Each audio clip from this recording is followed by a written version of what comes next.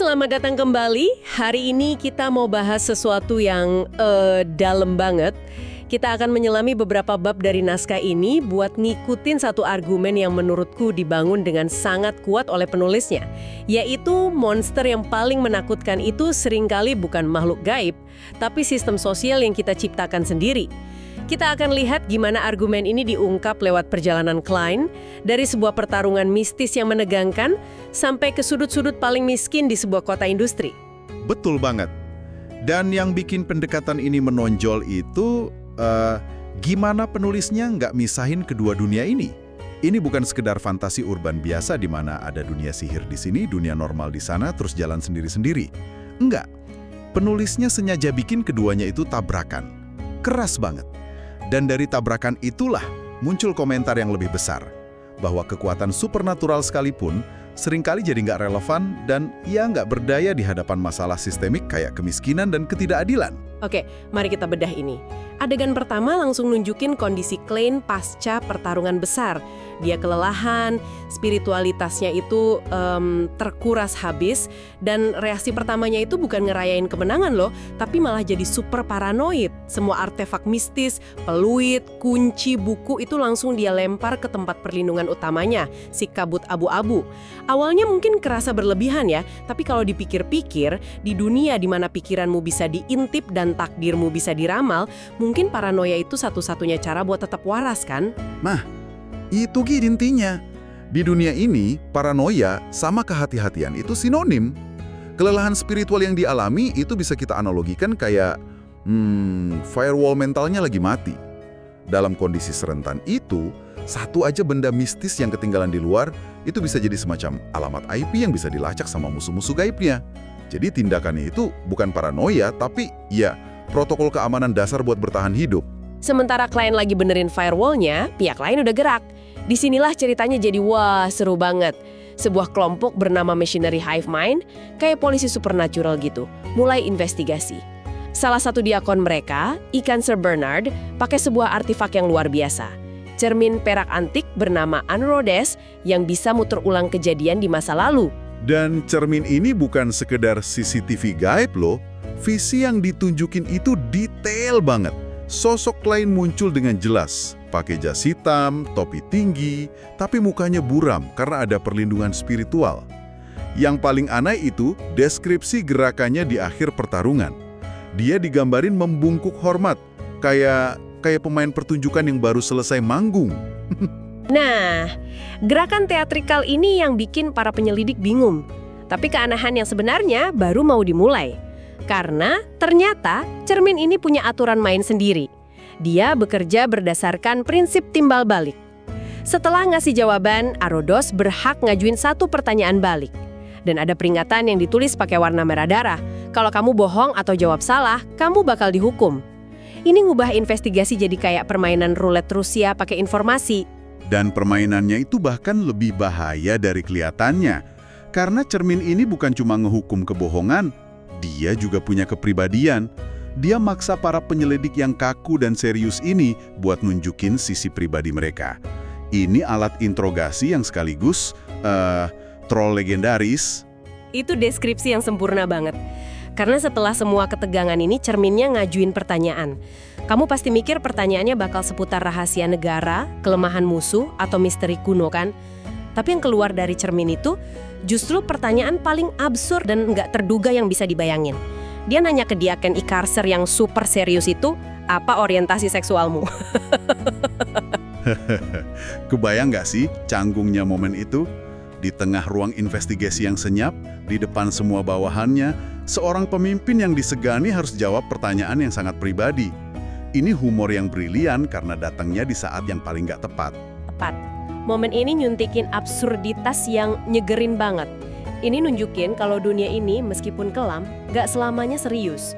Ada keanehan yang bikin dunia ini kerasa lebih hidup. Ini juga nunjukin kalau kekuatan besar itu gak selalu agung. Kadang kekuatan besar itu datang dalam bentuk cermin antik yang usil dan suka ngegosip. Dan itu ngebangun karakter si artefak itu sendiri. Arodes itu bukan sekedar benda, dia entitas. Entitas yang kuat, tapi juga iseng dan nggak bisa diprediksi. Ini contoh bagus gimana dunia ini ngasih kepribadian bahkan ke benda-benda mati. Oke, setelah malam yang penuh ketegangan dan pertanyaan aneh itu, Klein akhirnya punya waktu buat meriksa harta rampasannya di atas kabut abu-abu. Nah, daripada kita bahas satu-satu kayak daftar belanja, gimana kalau kita lihat ini sebagai 3 jenis ancaman berbeda yang dia dapat? Ancaman pertama, ancaman dari dalam dirinya. Ini datang dari karakteristik Beyonder Werewolf. Nah, ini perlu kita dalamin dikit. Karakteristik ini kan bukan sekedar item buat naik level kayak di game. Ini tuh fondasi dari seluruh sistem kekuasaan yang tradis di dunia ini. Bayangin deh, satu-satunya cara buat jadi lebih kuat itu dari sisa-sisa Beyonder lain yang udah mati. Ini secara inherent menciptakan siklus kekerasan yang nggak bisa dihindarin dan maksa setiap Beyonder, bahkan yang paling baik sekalipun, buat jadi predator biar nggak jadi mangsa. Dan karakteristik werewolf ini contoh sempurna dari risiko itu. Kekuatannya luar biasa, penyembuhan super cepat, transformasi jadi monster, kekuatan fisik dahsyat. Tapi semua itu datang dengan bagasi spiritual dari pemilik sebelumnya yang udah gila dan ganas. Siapapun yang mengonsumsinya bakal langsung berhadapan sama perang batin ngelawan kegilaan itu. Ini ancaman kehilangan diri sendiri. Bener, ini tema yang konsisten di naskah ini. Kekuatan itu nggak pernah gratis. Selalu ada harga yang harus dibayar. Dan harga yang paling umum ya, kewarasan. Oke, jadi itu bahaya dari dalam, kehilangan jiwa. Gimana dengan bahaya dari luar yang sifatnya murni kacau? Disinilah kita beralih ke benda kedua, botol racun biologis. Benda ini mewakili jenis bahaya yang sama sekali beda. Kalau karakteristik werewolf itu ancaman yang terinternalisasi dan bisa diperangin pakai kekuatan mental, botol ini tuh definisi dari kekacauan absolut. Efeknya benar-benar acak. Klein ngelihat dalam ramalannya, korban bisa ketawa sampai mati, nyakar dirinya sendiri sampai ke tulang, atau yang paling aneh, tiba-tiba meluk dan nyium musuhnya di tengah pertarungan. Bahkan penggunanya nggak bisa ngendaliin. Lebih parah lagi, cuma dengan ngebawanya aja, Klein mulai ngerasa nggak enak badan, kayak kena flu gitu. Ini artefak yang secara aktif ngeracunin semua orang di sekitarnya, termasuk pemiliknya. Ini kekuatan yang nggak bisa dikuasain, cuma bisa dilepasin. Sebuah representasi sempurna dari kekuatan yang terlalu bahaya buat dimiliki. Ini bukan soal penguasaan, tapi soal nanggung beban. Benda ini tuh bom waktu yang terus berdetak di dalam kantongmu. Jadi kita udah lihat ancaman bagi kewarasan dan ancaman bagi tubuh fisik. Kayaknya udah lengkap kan?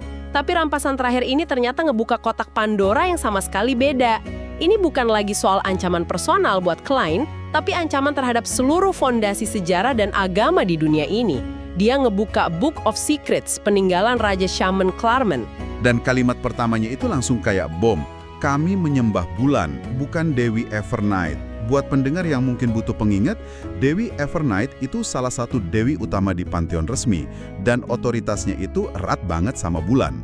Pernyataan ini secara efektif bilang, dewi yang kalian sembah itu palsu atau setidaknya ya, perampas kekuasaan.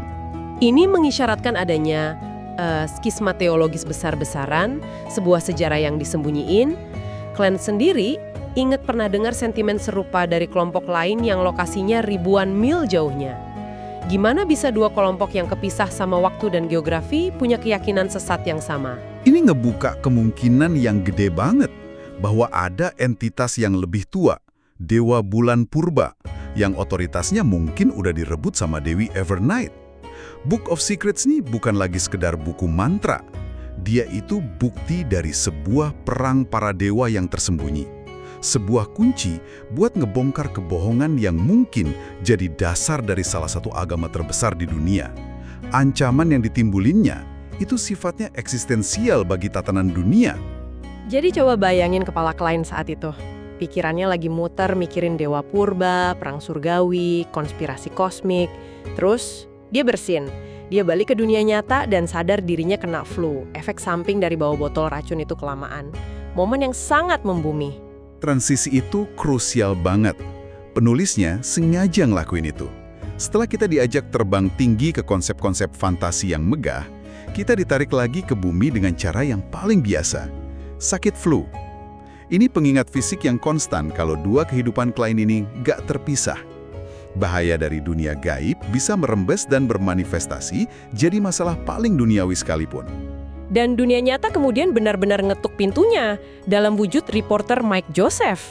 Dia datang buat nyewa Klein alias detektif Sherlock Moriarty sebagai pengawal buat investigasi di East Borough, kawasan paling kumuh di kota. Nah, di sini kita lihat betapa repotnya hidup ganda Klein, kan?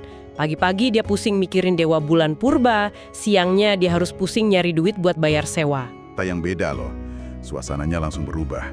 Deskripsi kemiskinan dan keputusasaannya itu gamblang banget. Di sebuah kedai kopi kumuh, mereka ketemu Pak Tua Kohler, karakter yang pernah ditolong Klein. Kisah Kohler ini mikrokosmos dari masalah yang lebih gede. Dia kehilangan kerjaan bukan karena malas, tapi karena mesin-mesin baru ngegantiin dia. Dia nggak marah, cuma pasrah. Dan kepasrahan itu yang bikin ceritanya jadi begitu menyakitkan. Dan di tengah percakapan itu, Kohler nunjuk seorang wanita tua di seberang jalan. Wanita ini, meskipun miskin, masih berusaha jaga martabatnya. Pakaiannya bersih meskipun lusuh. Dia berdiri sendirian. Kohler kemudian nyeritain kisah hidup wanita itu.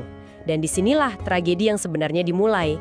Kisah ini kritik sosial yang tajam banget sih, yang dibungkus dalam narasi personal.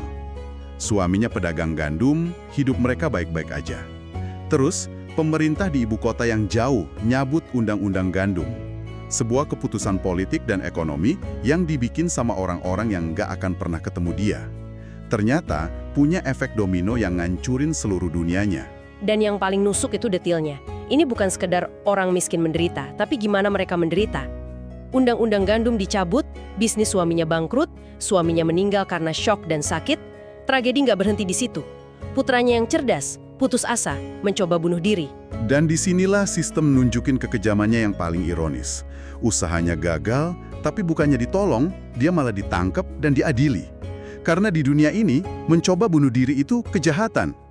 Sistemnya nggak cuma gagal nolong, tapi secara aktif ngehukum korbannya. Ini bukan kelalaian, ini kekejaman sistemik yang terinstitusionalisasi. Akhirnya, si anak berhasil bunuh diri di dalam penjara. Reporter Mike, yang dengar semua ini, mutusin buat ngelakuin satu hal terakhir. Dia beliin wanita tua itu sarapan anget, roti panggang, krim, kopi.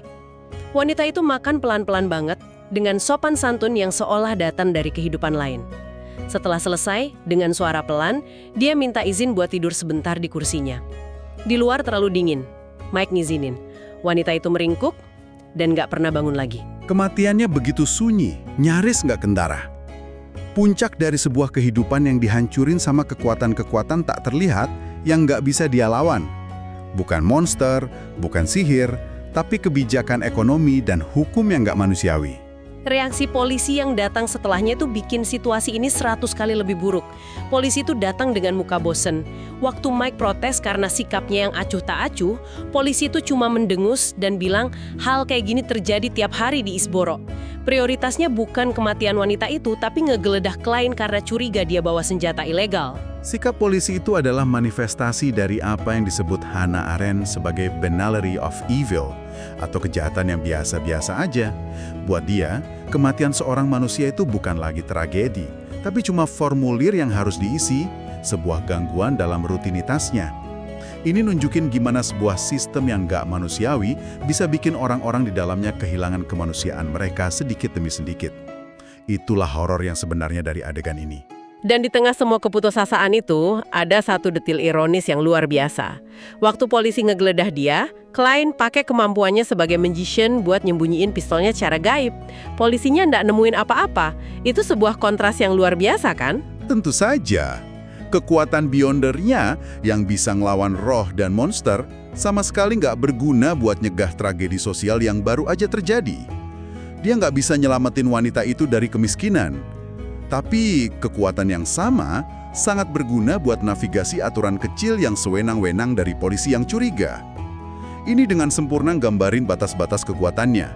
Dia bisa ngelawan monster, tapi dia nggak berdaya ngelawan sistem. Jadi kita udah ngelakuin perjalanan yang luar biasa ya. Dari misteri dewa-dewi kuno dan artefak mistis, kita kelempar ke realitas paling brutal dari kemiskinan perkotaan. Kita lihat Klein megang kekuatan untuk ngebengkokin realitas, tapi dia cuma bisa berdiri sebagai penonton tak berdaya di hadapan tragedi manusia yang nyata. Ini ngebawa kita balik ke argumen awal. Naskah ini nyajiin dua jenis kekuatan dan dua jenis ketidakberdayaan yang jalan paralel. Kekuatan Beyonder milik Klein Dan ketidakberdayaan absolut wanita tua itu di hadapan kekuatan ekonomi dan sosial yang nggak kelihatan tapi maha kuasa. Jadi, kami ingin ninggalin Anda dengan sebuah pemikiran untuk direnungkan yang jadi inti dari pembahasan kita hari ini. Di dunia yang dipenuhi sihir sekaligus penderitaan yang sangat nyata ini, kekuatan manakah yang sesungguhnya lebih menakutkan? Makhluk gaib yang bisa dilawan dengan mantra dan peluru perak, atau sebuah sistem tak terlihat yang diam-diam dan tanpa ampun menghancurkan kehidupan manusia setiap hari, yang bahkan nggak sadar kalau dia lagi menghancurkan sesuatu?